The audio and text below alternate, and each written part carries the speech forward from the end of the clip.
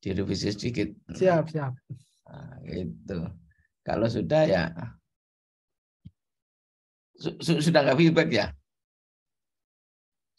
Enggak Pak Dekan, enggak. Oke.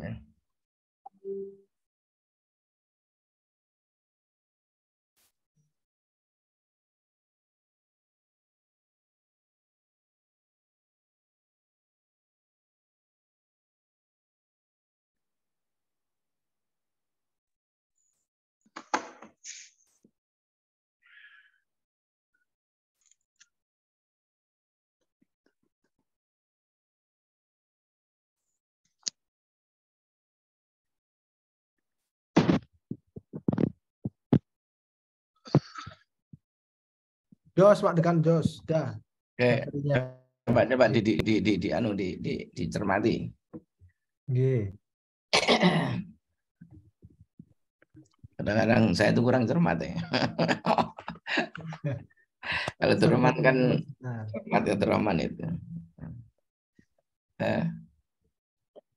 Udah bagus Pak Dekan?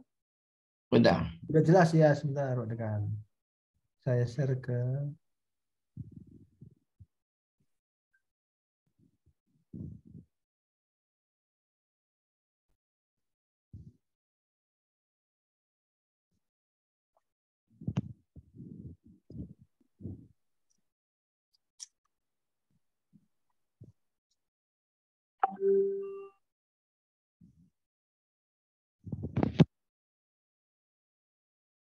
Mungkin bisa kita mulai, Mas Iqbal? Boleh. Ya. Bisa kita mulai nggak Pak ya? Yuk, siap.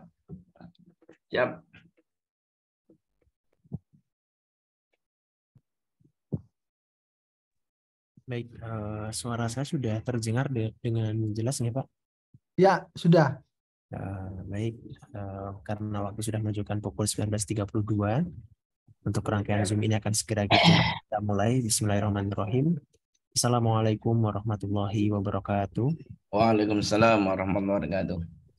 Alhamdulillahirabbil alamin wa bihi nasta'in ala umuri waddin. Wassalatu wassalamu ala asrofil anbiya'i wal mursalin sayyidina wa maulana Muhammadin wa ala alihi wa sahbihi ajma'in.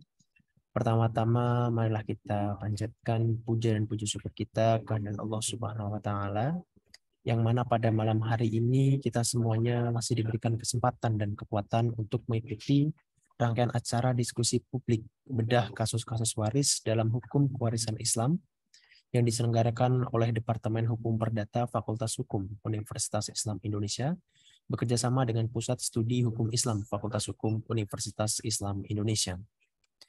Baik hadirin sekalian, para peserta diskusi publik, sebelum rangkaian acara ini kita mulai, marilah kita bersama-sama membuka rangkaian acara pada malam hari ini dengan bacaan basmalah bersama-sama. Bismillahirrahmanirrahim. Baik, telah bergabung bersama kami semua Bapak Dr. Abdul Jamil SHMH yang pada malam hari ini sebagai pemateri dalam diskusi publik bedah kasus-kasus waris dalam hukum kewarisan Islam. Baik, Bapak Abdul Jamil, mungkin untuk mempersingkat waktu, bisa segera kita laksanakan untuk penyampaian materi, di mana penyampaian materi nanti akan dilaksanakan sekitar sampai dengan pukul 20.30 ya Pak G. Ya. Dan nanti selanjutnya untuk 30 menit akan kita laksanakan sesi diskusi dan tanya jawab dengan peserta. Begitu Bapak. Atau 30 menit aja nanti supaya panjang. Oh iya, boleh Bapak. Baik. Untuk penyampaian materi nanti akan disampaikan secara langsung oleh Bapak Abdul Jamil, dan untuk mempersingkat waktu saya persilahkan kepada Bapak Abdul Jamil untuk dapat menyampaikan materi malam hari ini Bapak. Oke, terima kasih. Suara saya bisa didengar Mas Gibal ya? Baik, jelas Bapak. Saya bisa nanti share screen ya. Mas Sudah Iqbal. Bisa Pak, silakan Pak. Bisa, oke. Assalamualaikum warahmatullahi wabarakatuh. Waalaikumsalam warahmatullahi wabarakatuh. Selamat malam, salam sejahtera untuk kita semua dan salam sehat untuk hadirin semua. Alhamdulillah wassalatu wassalamu ala Rasulillah Muhammad ibni Abdillah la haula wa la quwata illa billah. Asyhadu an la ilaha illallah wahdahu la syarikalah wa asyhadu anna Muhammadan abduhu wa rasuluh. Allahumma shalli wa sallim wa barik ala nabiyina Muhammad wa ala alihi wa ashabihi ajmain amma ba'd. Yang saya muliakan Bapak Abdurrahman Al-Faqih, SA LLM, sebagai Ketua Departemen Hukum Perdata, dan Bapak Agus Trianta, SA MH MA PSD, selaku Ketua Pusat Studi Hukum Islam, dan para hadirin serta para tamu yang saya muliakan. Pertama, mari kita panjatkan puji syukur kehadirat Allah Subhanahu wa taala. Pada malam hari ini kita bisa melakukan satu kegiatan yang mudah-mudahan bermanfaat untuk kita semua. Kegiatan ini diselenggarakan oleh Departemen Perdata dan Pusat Studi Hukum Islam Fakultas Hukum Universitas Islam Indonesia. Saya diberi judul membedah kasus-kasus waris di dalam Islam. Bapak Ibu hadirin yang saya hormati, pengalaman saya di dalam kasus-kasus waris ini, ya, problematika yang terjadi kasus-kasus waris itu adalah di dalam masyarakat kita adalah kaitannya, yang pertama adalah pilihan hukum. Yang kedua adalah waris pengganti. Yang ketiga adalah mematikan ahli waris. Dan yang keempat adalah bagaimana mencari harta waris. Ini yang sering menjadi problem di masyarakat. Dan kasus-kasus ini, ya, bahkan di pilihan hukum ini pun sering ada orang menggugat ke pengadilan yang berbeda gitu. Artinya bahwa dalam kasus waris ini kan sistem hukum waris kita adalah hukum waris adat, hukum waris Islam, dan hukum waris Barat. Apakah pilihan hukum itu masih diterapkan di dalam konteks sekarang ini? Gitu. Meskipun ada beberapa kasus yang diputus oleh pengadilan yang itu sebenarnya bukan menjadi kompetensinya karena tidak ada pilihan hukum, tetapi ada putusan yang semacam itu. Hadirin Bapak Ibu yang saya hormati, ketika kita menjawab atau ketika kita ada kasus kaitan dengan pilihan hukum dalam konteks waris, sebenarnya pilihan hukum dalam konteks waris ini dengan berlakunya Undang-Undang Nomor 3 2006 tentang amandemen pertama Undang-Undang Nomor 7 tahun 89 tentang peradilan agama, bahwa pilihan hukum dalam hukum waris bagi orang-orang Islam sudah dihapus, sudah tidak ada lagi pilihan hukum. Gitu. Akan tetapi para ahli waris diperbolehkan, ya, tidak memakai hukum waris Islam dengan syarat ada kesepakatan dengan para ahli waris yang lain, ya, setelah masing-masing mengetahui bagiannya masing-masing. Jadi misalnya gitu ya, ada ahli waris 3 orang misalnya, istri, ya, ahli warisnya istri berarti suami meninggal, nah, anak laki-laki dan anak perempuan, semuanya ini orang beragama Islam misalnya. Terus ada keinginan untuk membagi waris secara adat misalnya, atau bagi rata aja lah gitu. Bagaimana sebenarnya? Itu yang disebut dengan pilihan hukum. Setelah berlakunya Undang-Undang Nomor 3 sebenarnya tidak ada lagi pilihan hukum, tetapi para ahli waris boleh asal dengan kerelaan dari ahli waris yang ada, dengan syarat masing-masing harus ketahui berapa bagiannya. Misalnya bagian istri adalah 1/8, bagian anak perempuan adalah separuh dari anak laki-laki, atau anak laki-laki 2 kali bagian anak, asal tahu semuanya. Kalau sudah semua tahu, maka boleh dibagi. Aduh, udahlah kita bagi rata aja lah, gimana? Ya sudah, yang laki-laki rela, udah rela nggak apa-apa, saya setuju nggak apa-apa. Nah, kenapa dibutuhkan antarodin minkum, ridho sama ridho? Karena persoalan waris berkaitan dengan hak yang dimiliki oleh seseorang. Jadi misalnya gini, harusnya anak laki-laki itu kan 2 kali bagian anak perempuan, dan bagian ibu kan cuma 1/8. Tidak dibagi 3. Misalnya harta warisnya adalah 15 miliar, bukan 5 miliar, tidak. Tetapi 15 miliar itu bagian istri adalah 1/8 dari 15 miliar, dan sisanya adalah asobah, kan begitu. Tetapi dalam konteks kalau ada kesepakatan boleh saja dengan syarat tadi antara minkum. Kenapa? Karena di sini ada hak. Haknya siapa? Haknya si anak, haknya si anak laki-laki, dan haknya anak perempuan.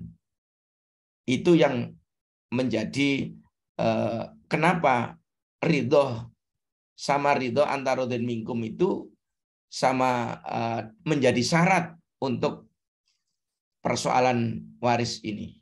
Ketika ada pembagian di luar dari hukum waris Islam. Dalam kaitan di sini Allah memberikan ancaman kepada orang-orang yang memakan hak yang bukan haknya. Ya, misalnya di dalam surat Al-Baqarah ayat 188. Allah dengan tegas berfirman, A'udzubillahi minasyaitonir rajim, wala ta'kulu amwalakum bainakum bil batil wa tudlu biha ilal hukami litakulu fariqam min amwalin nasi bil itsmi wa antum ta'lamun. Ayat ini oleh Allah diturunkan sekian abad yang lalu. Ya. Bagaimana ayat ini harus kita jalankan? Karena di situ ada hak orang lain. Allah berfirman, janganlah kamu memakan ya amwalakum, harta bainakum di antara kamu sekalian dengan cara batil. Tadi kalau itu ada pilihan hukum seolah-olah bahwa bagian dari waris itu boleh memilih hukum, maka di situ ada hak orang lain yang dimakan, yaitu haknya anak, baik anak laki-laki maupun anak perempuan. Karena apa? Karena bagian istri hanya 1/8 dari harta waris. Bahkan Allah menyindir dalam ayat ini, Wadudlu biha ilal hukami litakulu fariqam min amwalin nasi bil itsmi wa antum ta'lamun.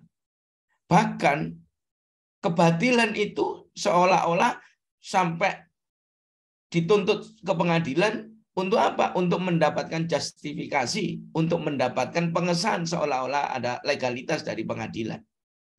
Nah, ini kasus yang pernah terjadi, ada beberapa kasus yang saya tahu gitu. Itu seperti itu.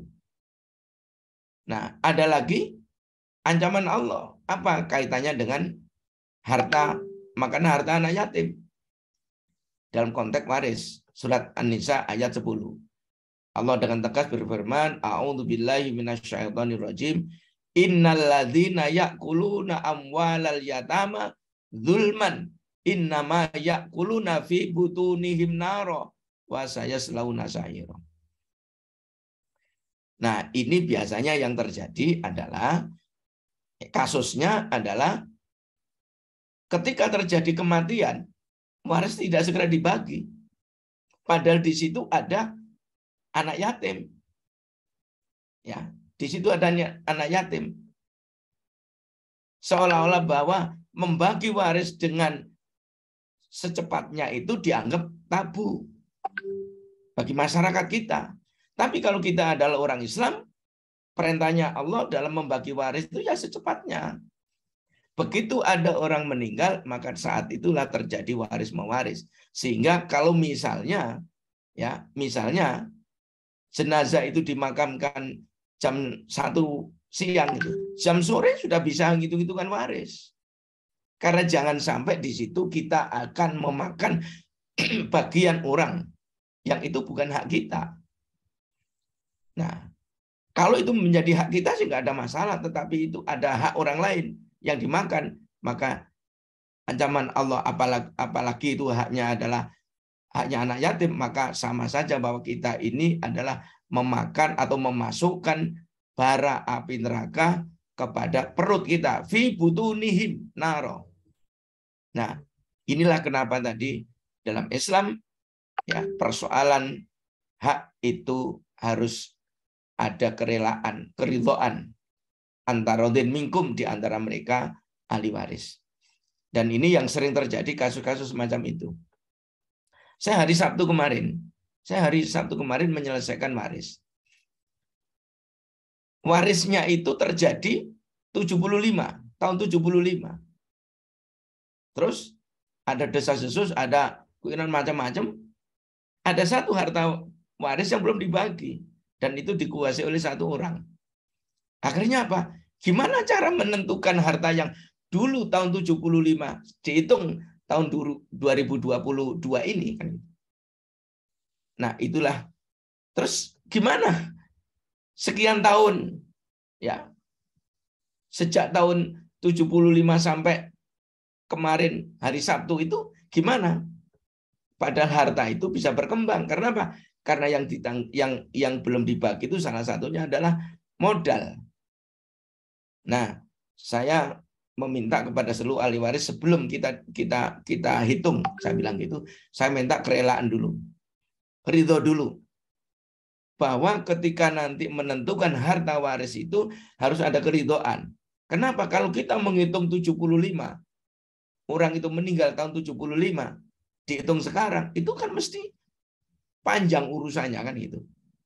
Nah, itulah dalam konteks kasus-kasus yang sering terjadi di dalam masyarakat kita.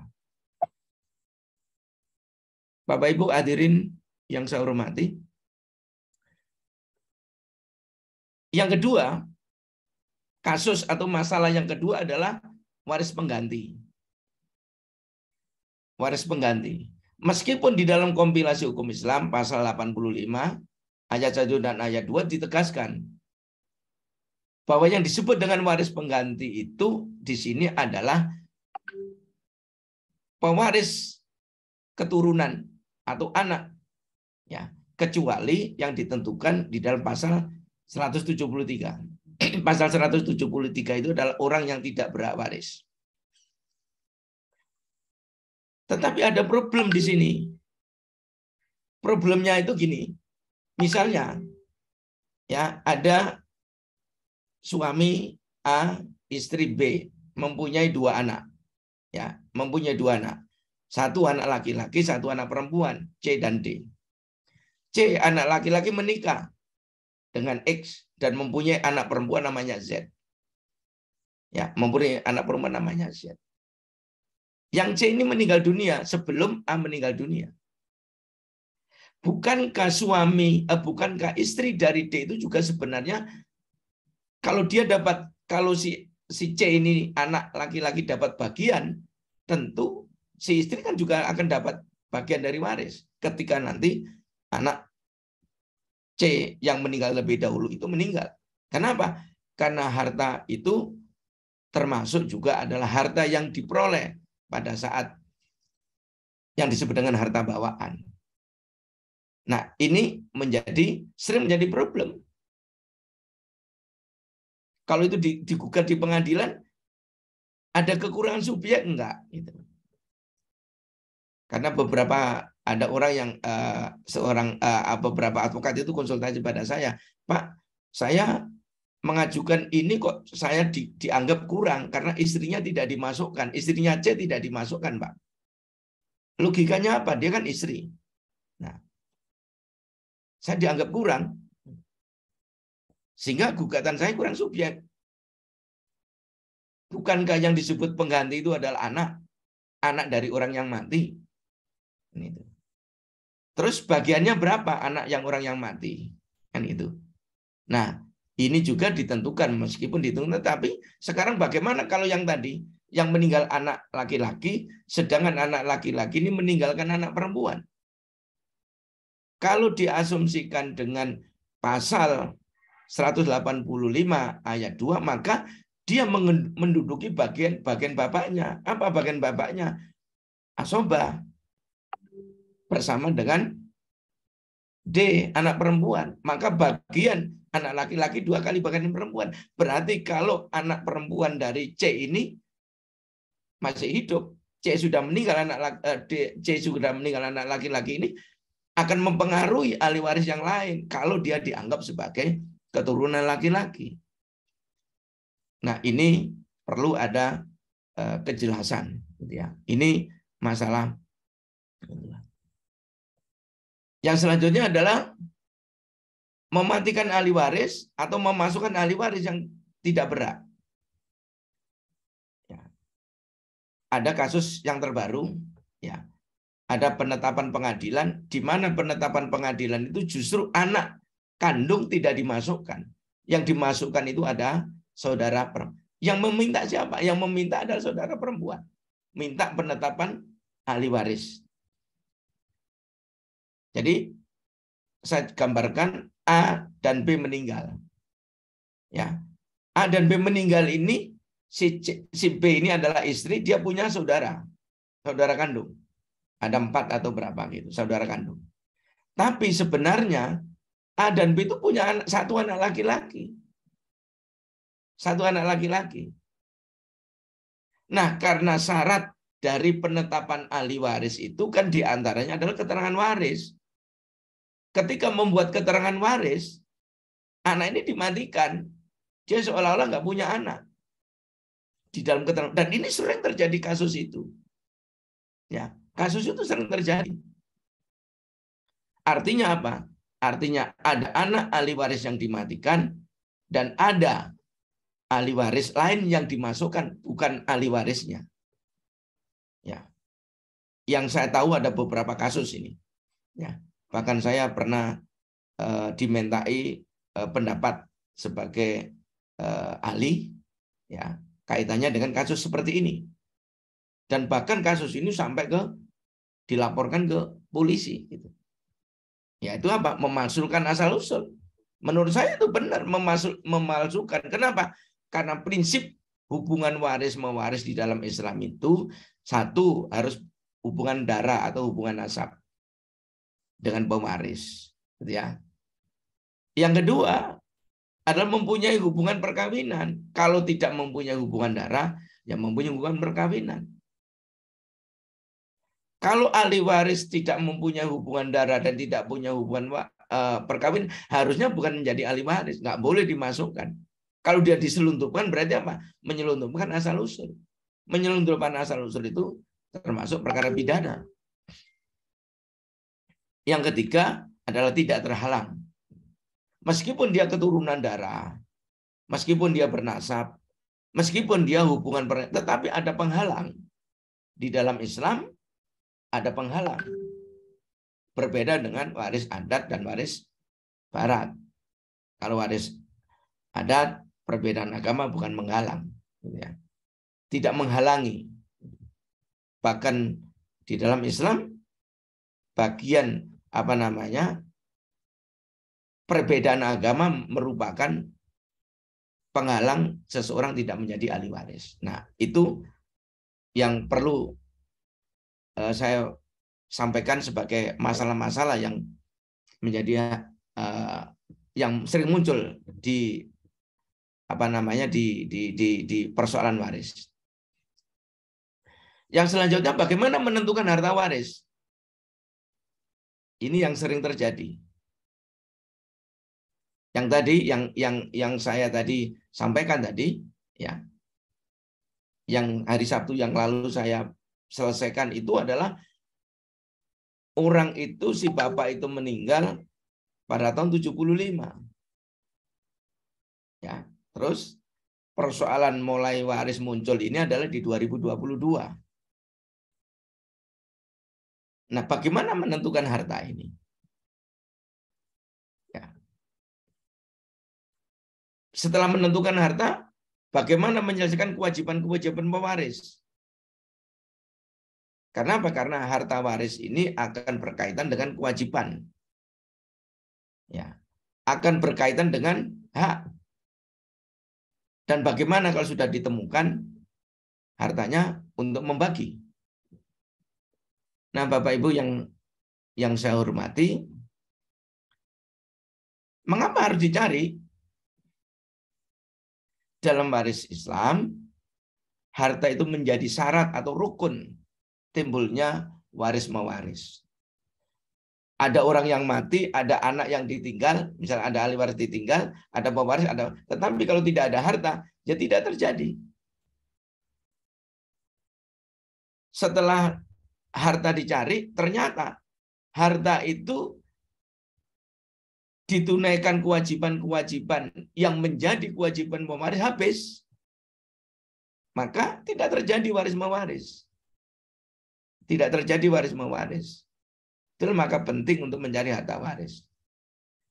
Yang kedua, di dalam Islam, hutang itu bukan menjadi kewajiban ahli waris. Kewajiban ahli waris itu hanya sebatas harta yang ditinggalkan saja. Jadi kalau misalnya hartanya itu minus, ya, yang ditinggalkan, dan kewajibannya itu adalah lebih besar daripada harta yang ditinggalkan, sehingga ada hutang, maka hutang bukan menjadi waris. Hutang bukan kewajiban ahli waris. Kewajiban ahli waris hanya sebatas pada harta yang ditinggalkan saja. Itulah mengapa penting harta waris itu harus dicari. Bapak Ibu hadirin yang saya hormati, bagaimana rumus mencari harta waris? Sederhana di dalam Islam. Ya. Harta bawaan ditambah dengan hasil pembagian dari harta bersama, dikurangi hak pihak lain atau kewajiban dari pewaris. Ya. Jadi harta bawaan ditambah dengan hasil pembagian dari harta bersama, dikurangi hak-hak ahli waris atau kewajiban dari si pewaris. Nah, apakah Islam mengenal harta bersama? Kalau kita rujuk pada hukum Islam Indonesia yang dimulai dari adanya perkawinan, perkawinan itu merupakan syirka, perkumpulan, ya, pertemuan antara laki-laki dan perempuan, ya, membentuk satu rumah tangga, maka di situ ada harta yang didapat secara bersama-sama, namanya harta syirka. Dan itu diatur dalam hukum perkawinan kita. Karena itu diatur dalam hukum perkawinan kita, yang melekat dari hukum perkawinan, dari sebab akibat dari timbulnya perkawinan, gitu ya. Maka harta bawaan ditambah dengan hasil pembagian harta bersama. Jadi harta bersama, ya, sebelum orang itu meninggal, setelah orang itu meninggal, maka dicari harta bersamanya. Harta bersamanya berapa? Misal, harta bersamanya 10 miliar. Maka masing-masing dapat 5 miliar.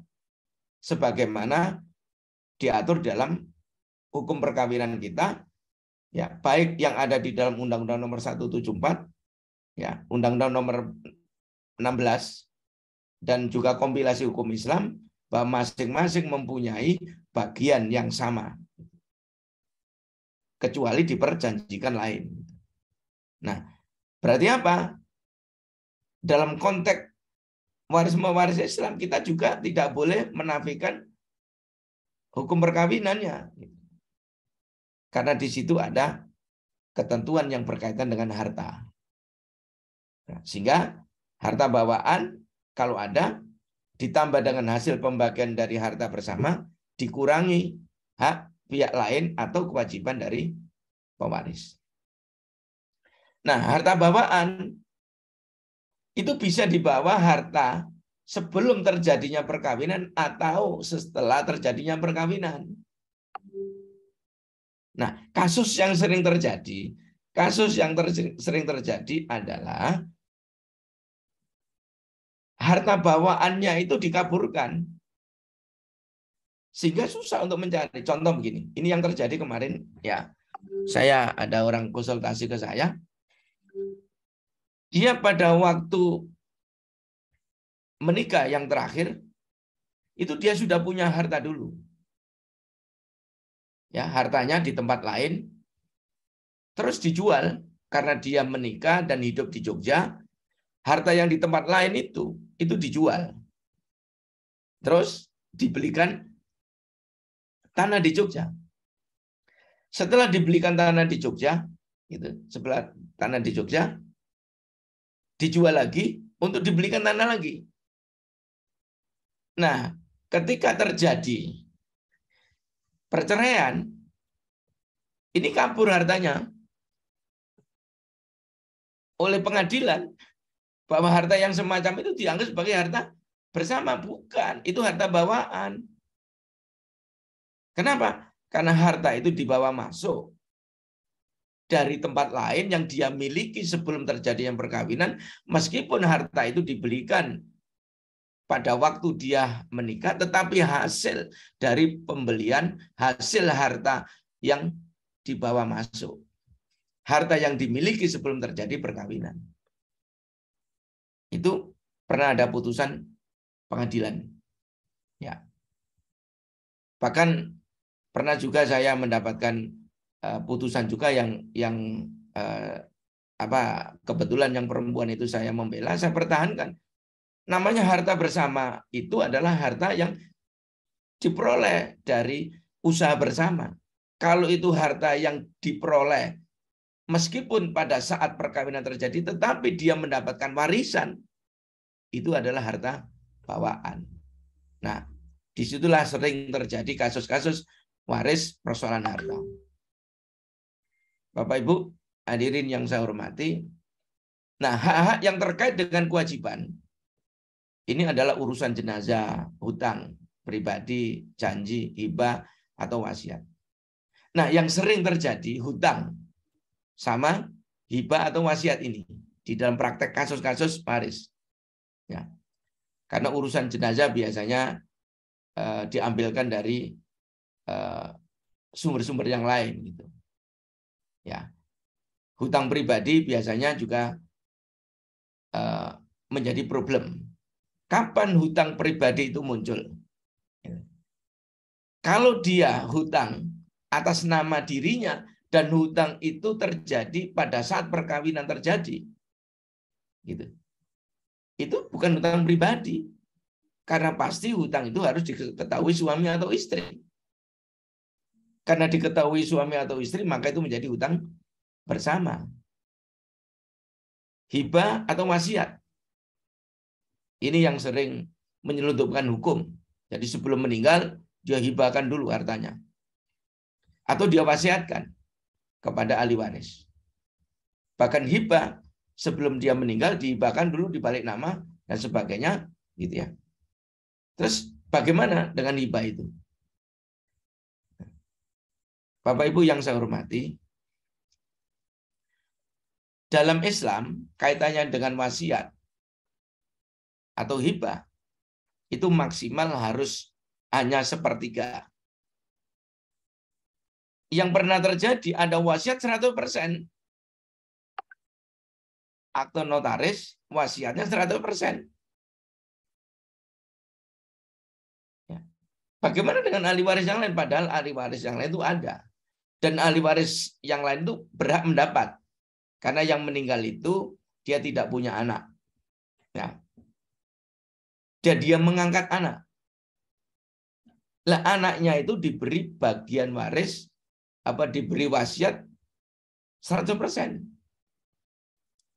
Gitu. Padahal yang mati, suami yang mati itu punya saudara laki-laki, punya saudara perempuan. Sama halnya ada kasus lagi di Jawa Tengah ini, ya masih baru-baru ini ya di tahun 2000 berapa 2020-an ya. Ada hibah.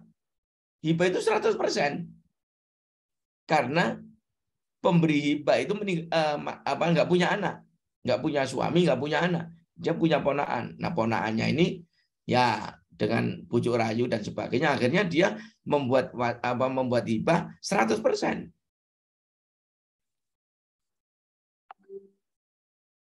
Bagaimana?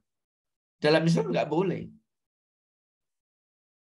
Islam dalam konteks baik dalilnya Rasulullah maupun Islam dalam konteks Indonesia, yaitu kompilasi hukum Islam. Bagaimana wasiat atau hibah itu diberikan kepada ahli waris yang berhak? Islam memberikan pedoman bahwa ahli waris yang berhak tanpa diwasiati itu sudah berhak. Oleh sebab itu maka tidak boleh wasiat kepada ahli waris yang berhak. Meskipun wasiat itu adalah bagian yang terpenting di dalam konteks waris. Kenapa? Karena wasiat itu adalah bagian dari perintah Allah. Meskipun ada dua pendapat, ayat wasiat itu diturunkan sebelum surat An-Nisa ayat 12 diturunkan. 11 diturunkan. Tetapi ada yang mengatakan tidak. Kenapa? Karena Allah di dalam surat An-Nisa ayat 11, 12, ayat 186 itu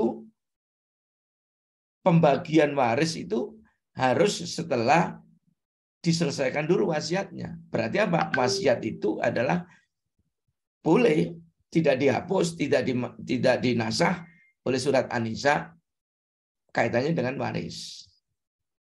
Dan surat An-Nisa ketentuan persoalan wasiat itu adalah ayatnya dimulai dari kutiba alaikum. Ya, senada dengan surat An-Nisa ayat yang berkaitan dengan puasa. Juga ya ayyuhalladzina amanu kutiba alaikum. Gitu ya. Tapi di sini memang tidak pakai ya ayyuhalladzina amanu. Dalam surat Al-Baqarah ayat 181. Langsung kutiba alaikum idza hadaratul maut. Gitu. Nah, inilah kaitannya dengan wasiat. Saya ingin menyampaikan satu hadis saja. Ya, Rasulullah Shallallahu Alaihi Wasallam pernah ditanya oleh sahabat, wahai Rasulullah, aku berwasiat untuk menyerahkan seluruh hartaku kepada putri tunggalku. Rasulullah menjawab, apa? Beliau bersabda, tidak boleh. Tidak boleh. Qala la qultu, tidak boleh. Aku berkata, kalau setengah bagaimana? Juga tidak boleh. Terus beliau bersabda bahwa sepertiga itu sudah banyak. Ya, ats-tsulusu katsir. Ya. Sepertiga itu sudah banyak. Maka sepertiga saja. Nah, ini ketentuan bagaimana kaitannya dengan wasiat. Ya. Dan ada beberapa hadis juga sama. Nah, bagaimana kalau wasiat itu kepada orang yang berhak? Ya. Rasulullah bersabda bahwa Allah telah memutuskan ya atau menentukan bagian harta warisan setiap manusia. Oleh karena itu tidak ada wasiat bagi ahli waris kecuali hanya sepertiga. Itu besarannya.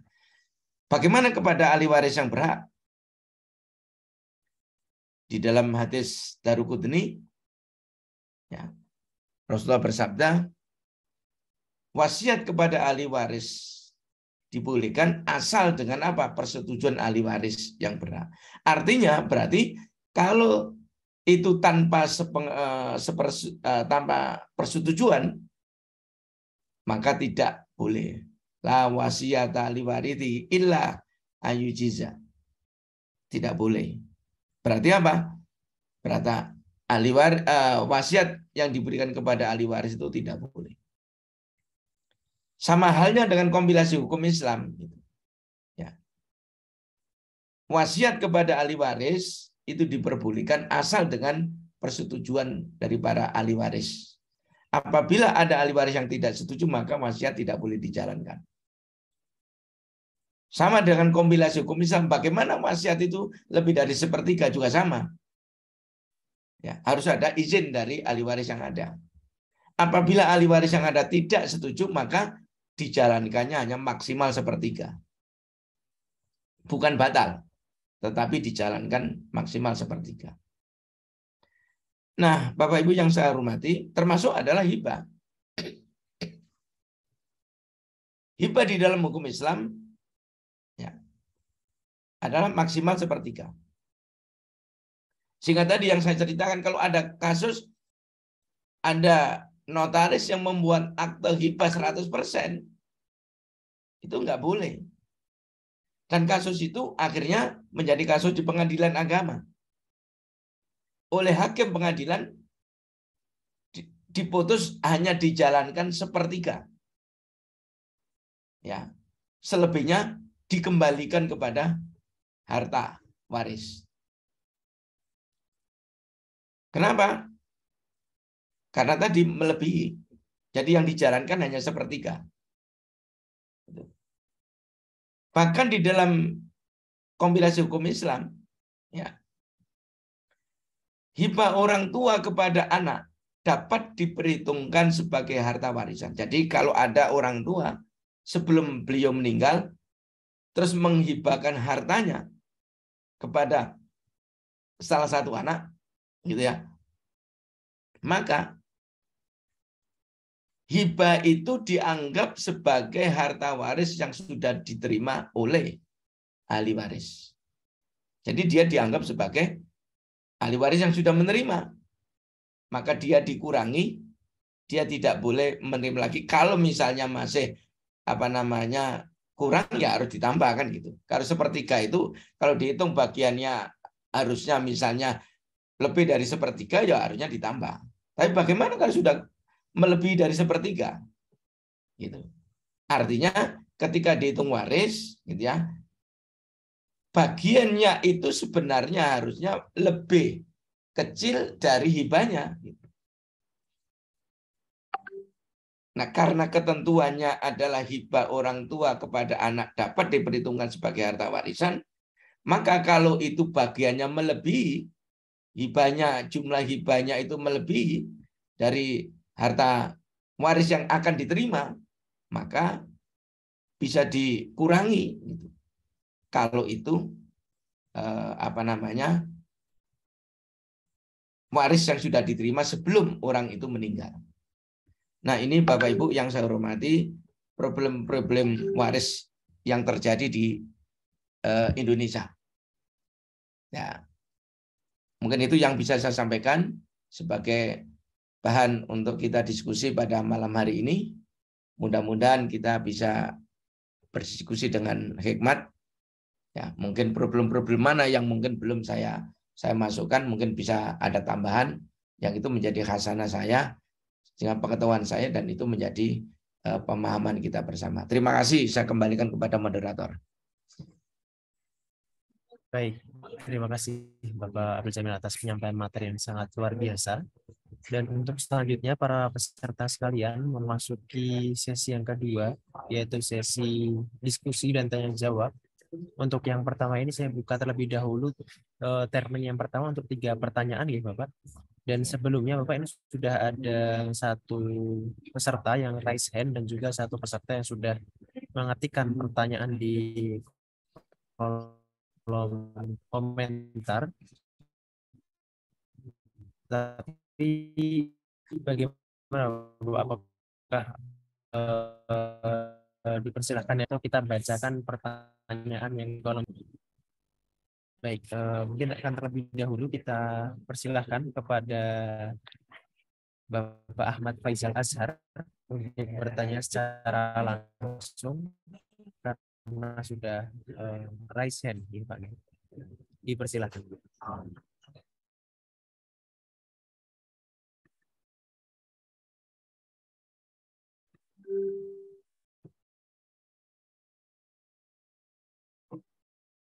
Kok mati ya? Apa punya saya? Halo?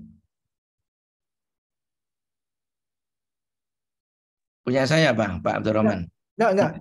Nah, Bukan. Mohon maaf, Pak. Dikarenakan koneksi, Pak, ini Pak, saya jadi terlempar keluar, Pak. Ya, Pak Faisal, Ahmad Faisal. Dipersilakan kepada Pak Ahmad Faisal untuk bertanya secara langsung. Monggo, Pak.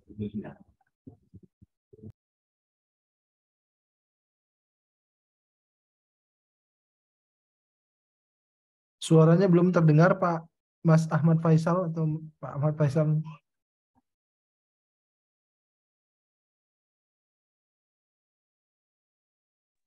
Belum terdengar Bapak untuk suaranya, kan?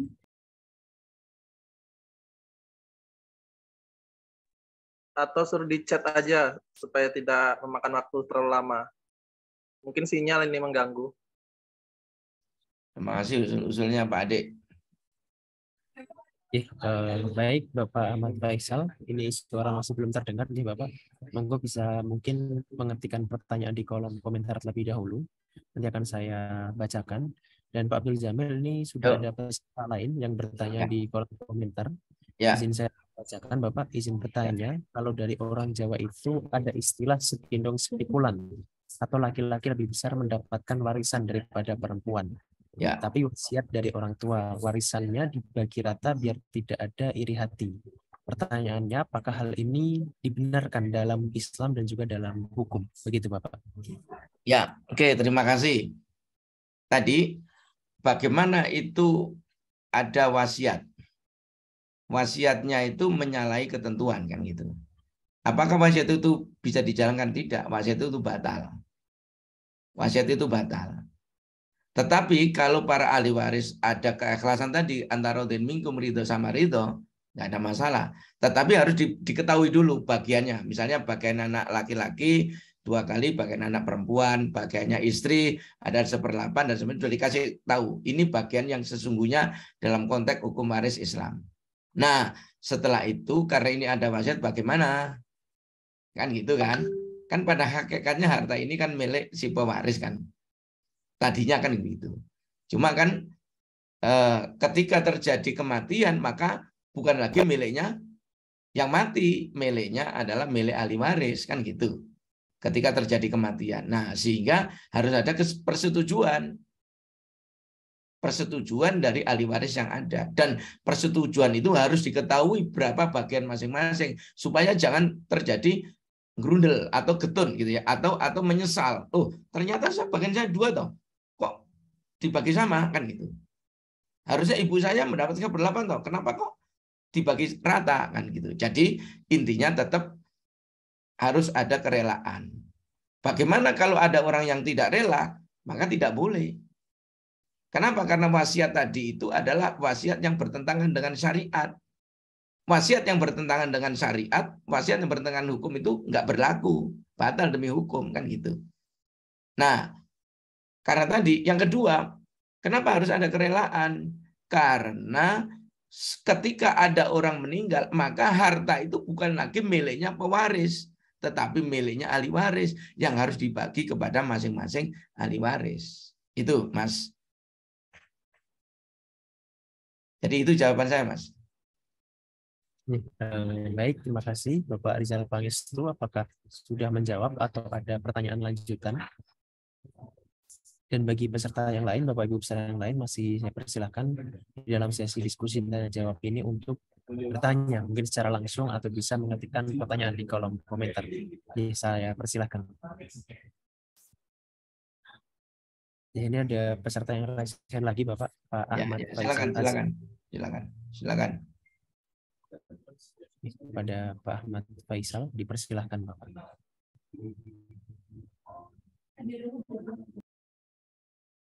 Silakan. Bapak Ahmad Faisal belum ada suaranya ya Bapak? Terdengar nih. Coba di chat saja Pak, Mas Faisal. Atau yang tadi di kolom chat ada lagi nggak, Mas Iqbal? Baik, dipersilakan untuk peserta yang lain apabila ingin bertanya kepada Bapak Abdul Jamil. Untuk Bapak Ahmad Faisal tetap belum ada suaranya ya Pak?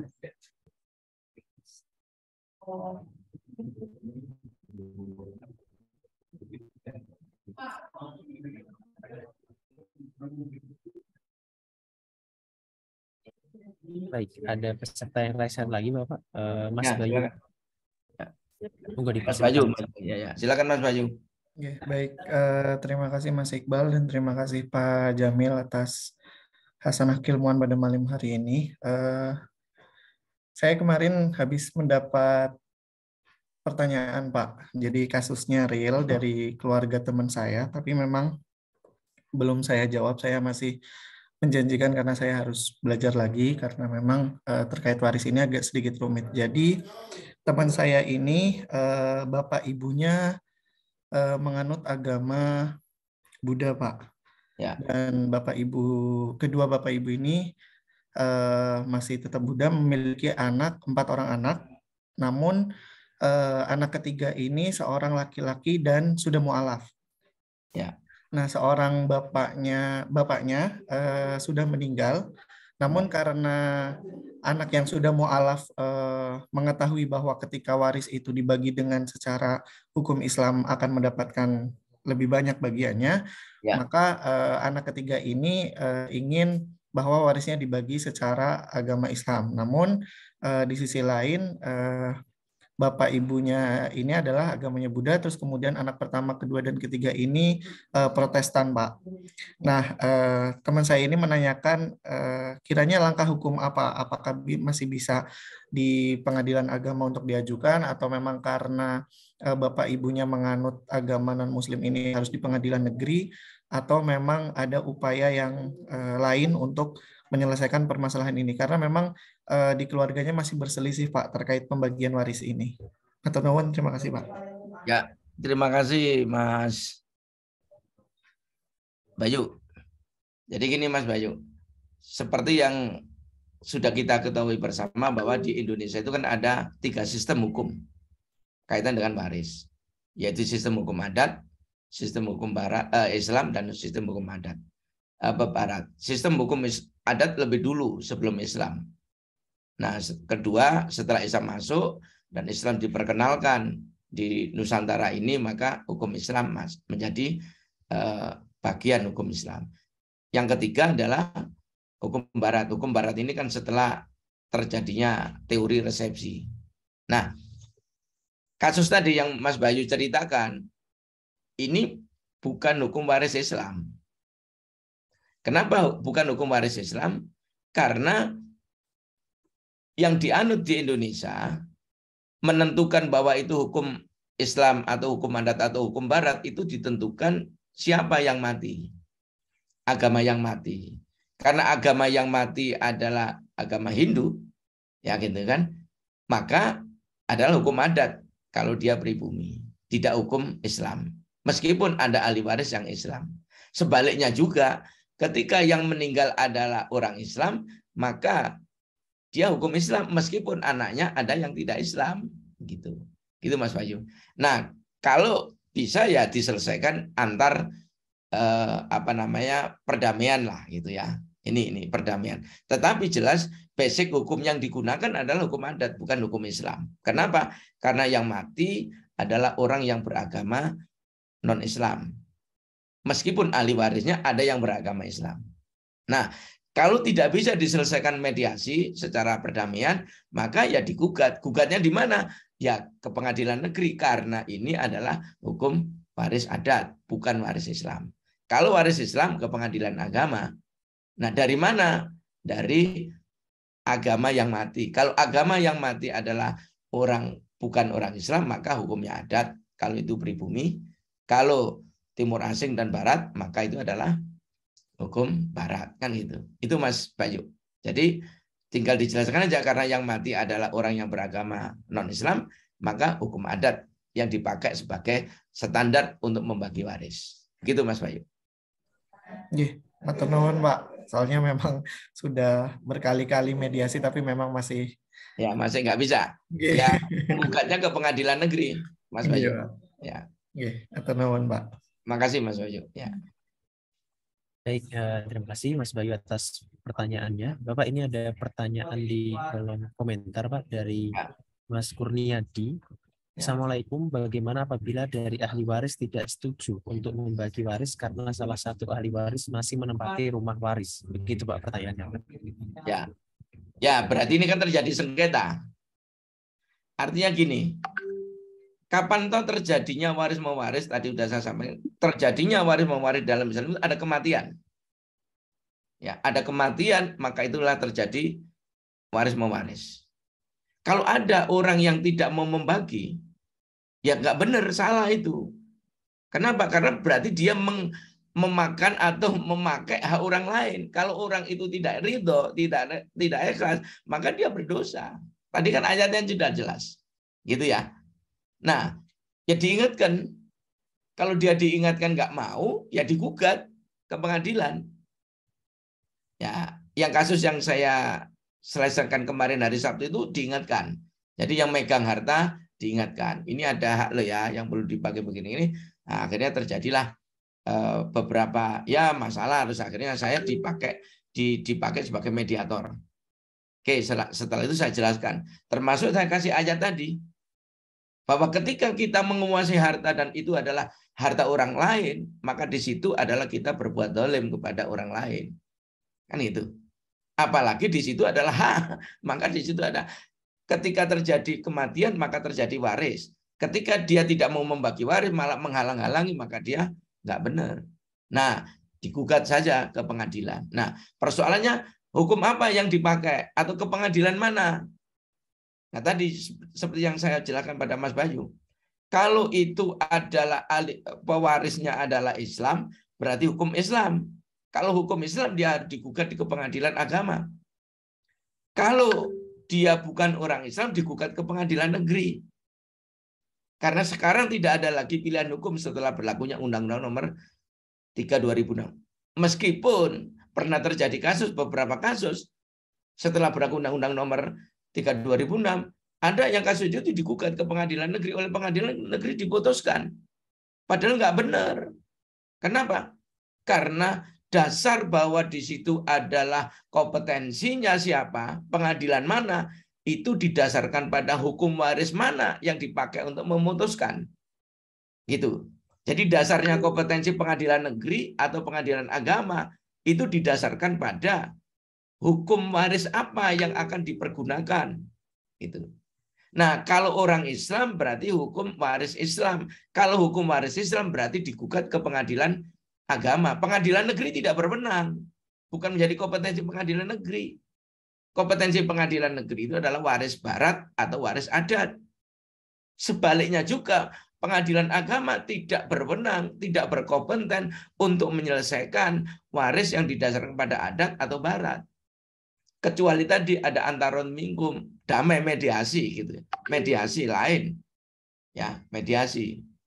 Tapi kalau tidak ada, ya seperti itu. Jadi intinya bahwa kalau ada orang yang menghalang-halangi, kalau ada orang yang tidak mau, ya diingatkan bahwa menguasai harta waris, di mana ada harta itu adalah hak orang lain, itu berbuat zalim. Dan berbuat zalim itu adalah diancam oleh Allah. Sebagaimana tadi surat Al-Baqarah dan sebagaimana surat An-Nisa ayat 10 tadi. Begitu ya, Mas Iqbal. Makasih Mas Iqbal. Baik, Bapak. Terima kasih atas jawabannya. Kemudian ini Bapak ada satu pertanyaan lagi yang ditujukan secara pesan pada saya. Pak, ini dari Mas Himsar. Pertanyaannya adalah bagaimana hukumnya bila pewaris belum meninggal tetapi menjual hartanya kepada anak kandungnya? Gitu Pak pertanyaannya. Ya, jadi sekarang hukum perdatanya gimana? Jual beli antara orang tua kepada anak. Ya, ada yang mengatakan boleh, ada yang mengatakan tidak boleh kan gitu. Ya. Kalau itu dikatakan tidak boleh, berarti ya tidak sah kan gitu. Tetapi kalau itu dikatakan boleh, ya boleh saja kan gitu. Berarti sah gitu. Itu aja intinya kalau kasus itu Mas Iqbal. Jadi artinya dilihat dari hukum asalnya. Jual beli antara orang tua kepada anak itu boleh apa enggak? Sah apa enggak? Nah, ini dilihat dari situ dulu. Kalau jual belinya sah, jadi nggak ada masalah. Tapi kalau jual belinya tidak sah, ya bisa jadi bahwa di situ ada penyeludupan hukum, gitu lah. Seolah-olah sebenarnya bapaknya itu kan memberi, tapi supaya tidak menjadi masalah dianggap menjual kan gitu. Itu mungkin itu ya yang sering terjadi kan penyeludupan hukum, gitu. Itu Mas Iqbal ada yang resen Mas Iqbal, Mas David? Ya Bapak, ini ada dua yang resen Bapak. Mas Ya, Ahmad Faisal dan Mas David. Ya silakan.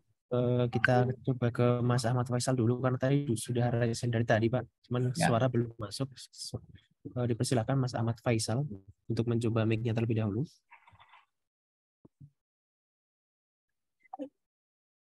Mas Faisal, apakah mic-nya sudah bisa untuk dicoba?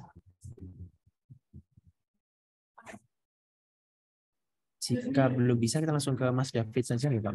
Monggo Ya. Mas David, dipersilakan untuk bertanya. Assalamualaikum warahmatullahi wabarakatuh. Waalaikumsalam warahmatullahi wabarakatuh. Saya perkenalkan, nama saya Muhammad David Hanif, saya mahasiswa angkatan 2022. Izin bertanya, Pak, apa kategori sesuatu itu dikatakan harta waris, Pak? Apakah hanya yang berbentuk uang, tanah, atau bisa saya sebutkan harta-harta yang besar?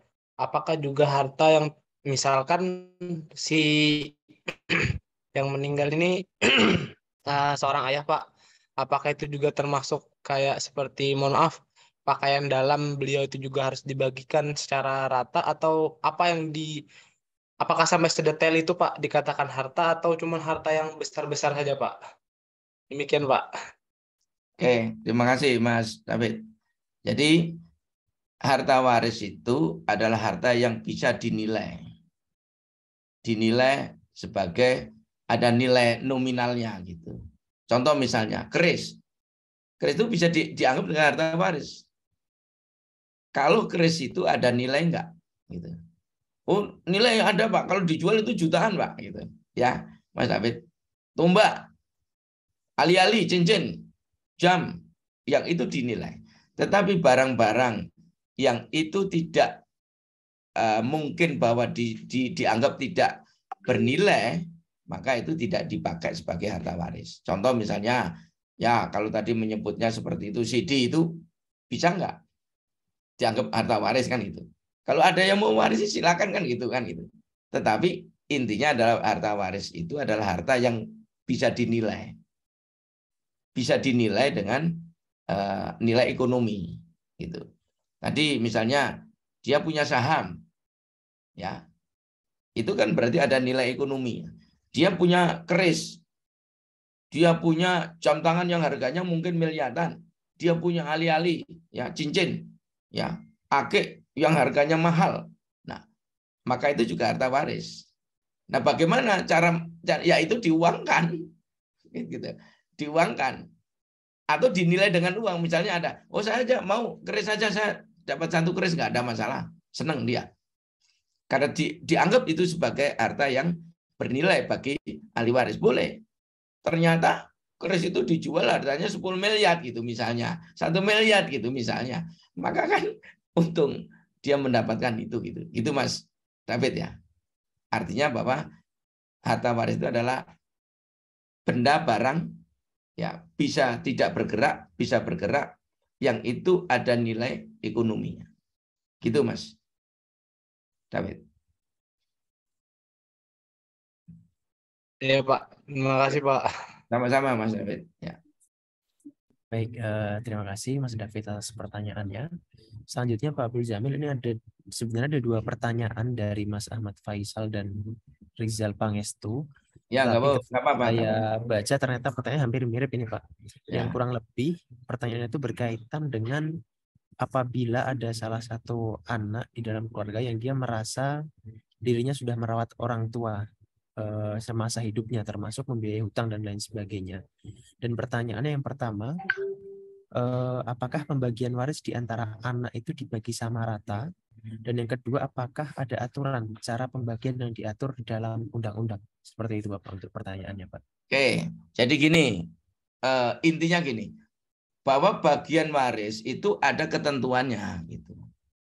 Nah, ketentuan itu memang kalau di Indonesia sudah diatur dalam kompilasi hukum Islam. Ya. Diatur, misalnya anak perempuan itu 1 bagian, anak laki-laki 2 bagian gitu.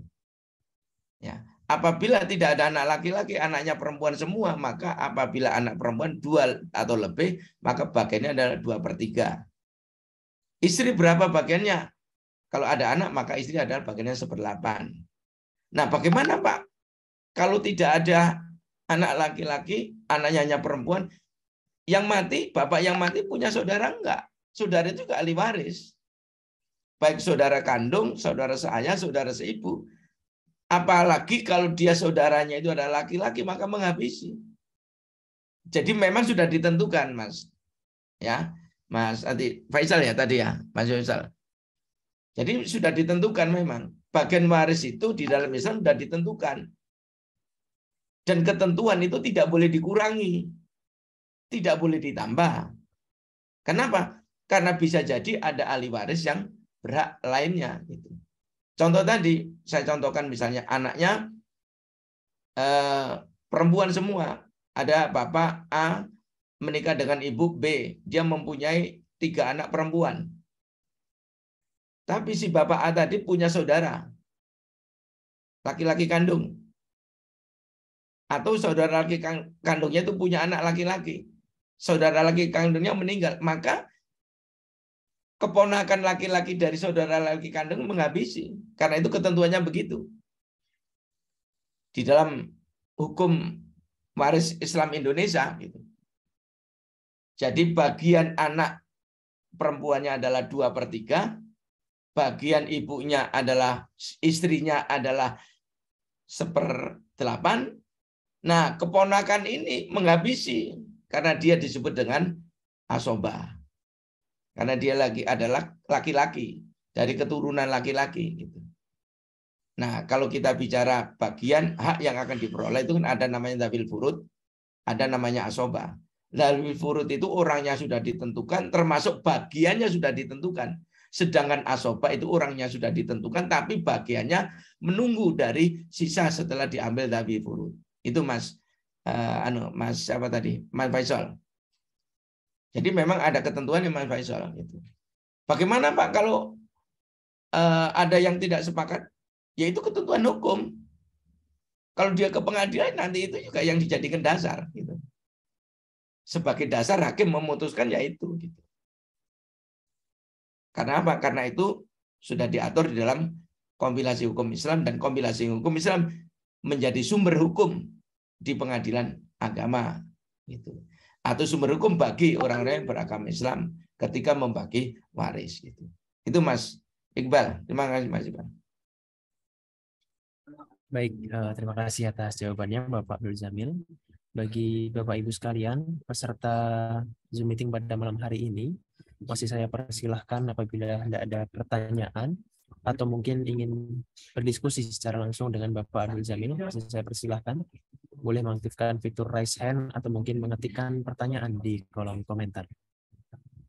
Baik, dari para peserta, apakah ada yang ingin disampaikan?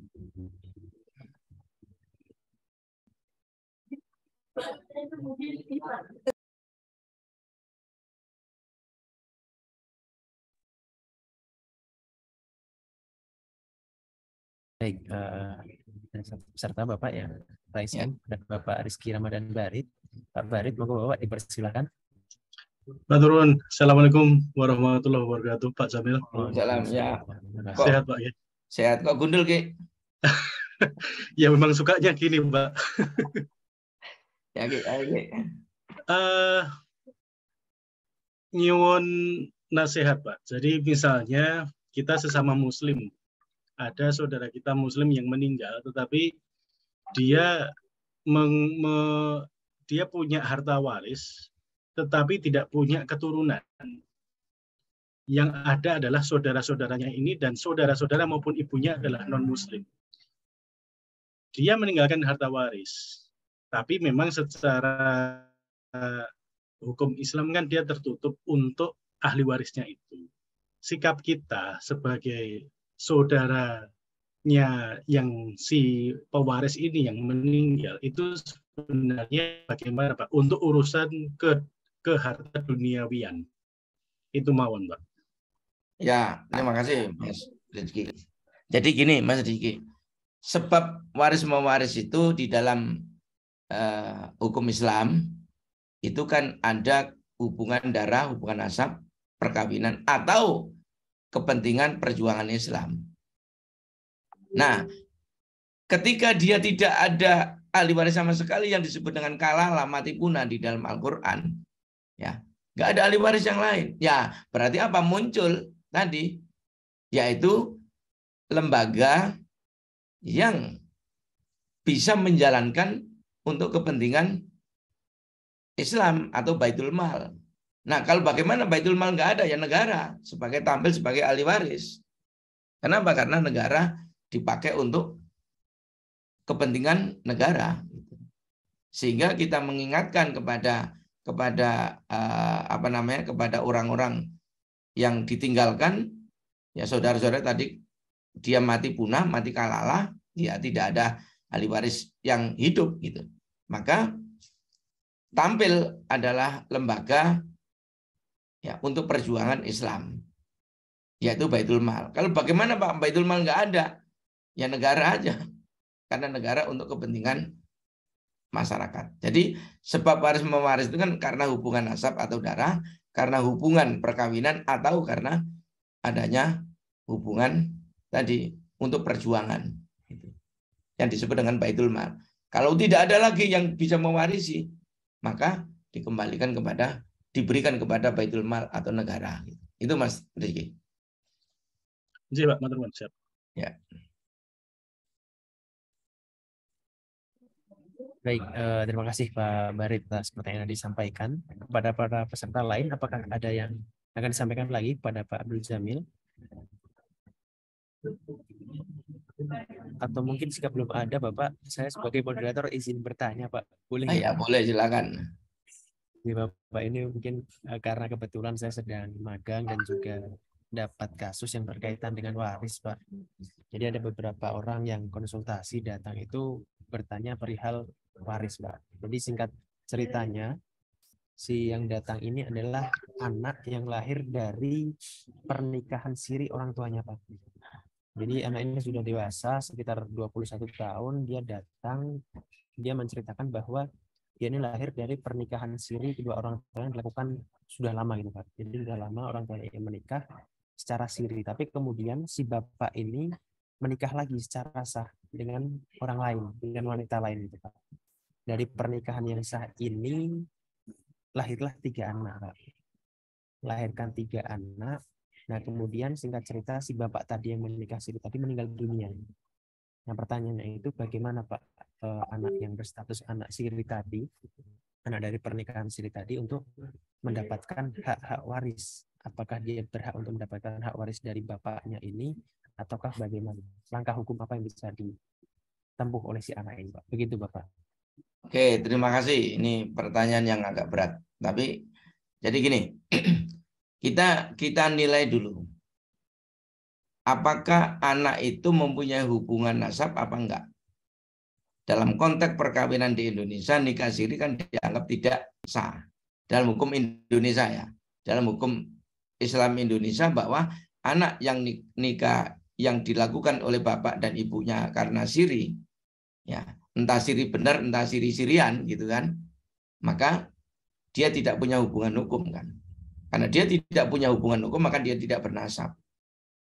Nah, sebenarnya bagi anak ini, dia harus bisa mencarikan status agar ibunya itu bisa diakui sebagai istri dari bapak yang meninggal tadi. Dengan cara apa? Meminta isbat nikah. Minta isbat nikah. Ya, isbat nikahnya dimintakan karena salah satu isbat nikah itu diantaranya adalah untuk hubungan waris, kepentingan hubungan waris. Bagaimana Pak kalau yang laki-laki sudah meninggal nggak ada masalah? Yang penting bahwa isbat nikah itu adalah perkawinan siri itu diakui, gitu secara hukum. Setelah isbat nikah kan harus dicatatkan. Dari disitulah maka dia diakui sebagai ahli waris karena dia sebagai anak yang sah. Kenapa? Karena perkawinannya dianggap sah setelah ada isbat nikah. Mungkin itu Mas Iqbal. Sepanjang itu tidak ada, karena di Indonesia kan bagaimana menentukan nasab, ya harus ada hubungan perkawinan. Hubungan perkawinan yang dimaksud adalah hubungan perkawinan yang sah. Nah, hubungan perkawinan yang sah di Indonesia itu kan harus dicatatkan. Tidak hanya dilakukan menurut agamanya dan kepercayaannya, tetapi juga harus dicatatkan. Kan gitu. Pasal 2 itu kan kumulatif gitu, memaknainya. Gitu Mas Iqbal. Nah, bagaimana kalau dia tidak dapat itu, ya isbatkan nikahnya. Diisbatkan nikahnya ibunya. Bagaimana kalau ibunya juga meninggal juga nggak masalah. Isbat nikah itu bagi orang yang sudah meninggal nggak ada masalah. Yang penting ada saksi-saksi bahwa memang pernah terjadi ada perkawinan antara seorang laki-laki dan seorang perempuan. Ya, dan di situ nanti diisbatkan, minta kemana? Ke pengadilan agama. Kalau dia orang Islam. Dari situlah maka nanti muncul bahwa dia sebagai anak yang sah karena perkawinannya dianggap sah oleh pengadilan. Gitu Mas Iqbal. Baik, terima kasih banyak Pak Abdul Jamil, dan mungkin untuk satu pertanyaan terakhir jadi Pak. Ya. Ini dari Pak Alfa, Pak Abdurrahman Al-Fatih. Ini cukup panjang ini Pak pertanyaannya Pak, dan ini kasus real yang terjadi begitu Pak. Saya mohon izin membacakan gitu Pak Ya, Alfa, atau silakan. mungkin Silakan. yang disampaikan oleh Pak Alfa secara langsung Pak. Oh, saya izin membacakan. A menikah dengan B, keduanya non-muslim, menjalani rumah tangga selama 25 tahun, memiliki rumah tinggal yang besar senilai 11 miliar. Tinggal bersama di rumah tersebut, mempunyai anak 4, semuanya non-muslim.